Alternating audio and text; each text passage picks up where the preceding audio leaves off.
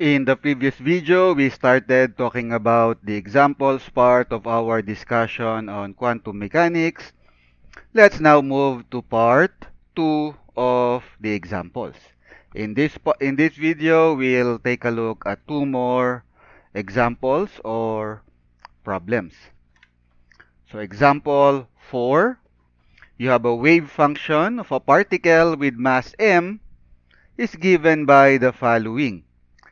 Psi of x is equal to a cosine alpha x, where negative pi over 2 alpha is equal to or is less than or equal to x, is less than or is greater than or equal to is where x is less than or equal to plus pi over 2 alpha. So x ranges from negative pi over 2 alpha to plus pi over 2 alpha.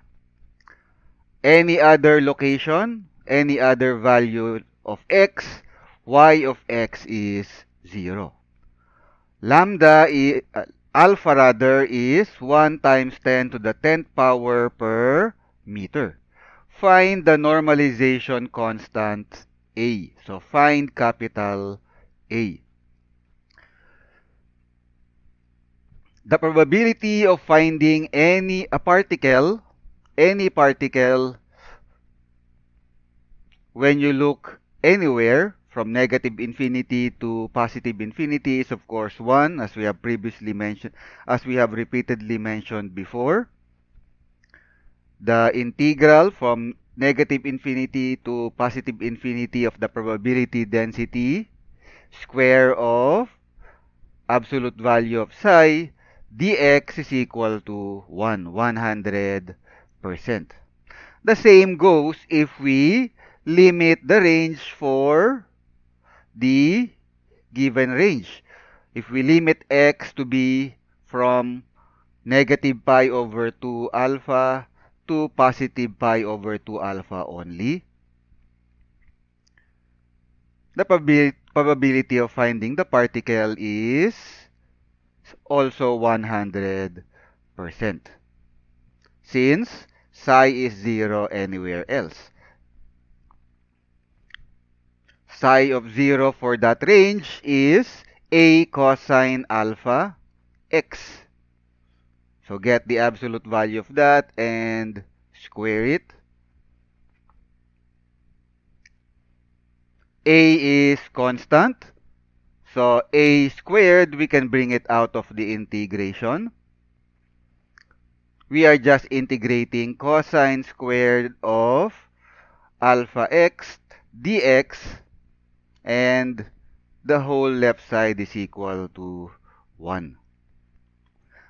Integrating and then integrating from negative pi over 2 alpha to pi over 2 alpha, we get a squared times pi over 2 alpha is equal to 1. Isolating, we are able to get a to be square root of 2 alpha over pi, or 7.98 times 10 to the 4th power square root of radians per meter. Next, we have the following example. Example 5. Suppose a proton is confined in a box of width L, 1 times 10 to the negative 14 meters. So instead of an electron, this time we have a proton, and it's confined to move only within this region, box of width L. If the proton is in the first excited state and it emits a photon, so in effect it loses an energy equivalent to the energy of the photon, the proton transitions from excited to state to the ground state, meaning the energy loss of the proton is from excited state to ground state.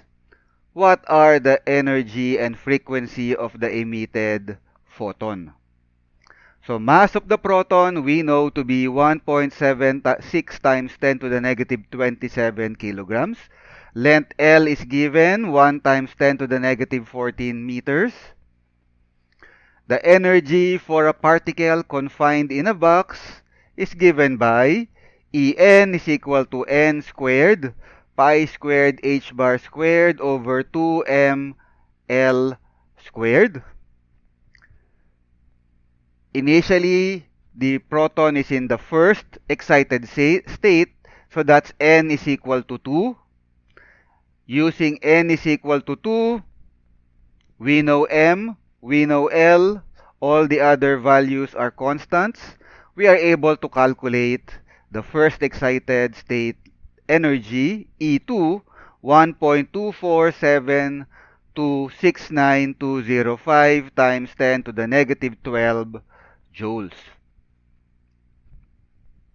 Also, ground state energy, N is equal to 1, we can calculate E1, 3.11817307 times 10 to the negative 13 joules.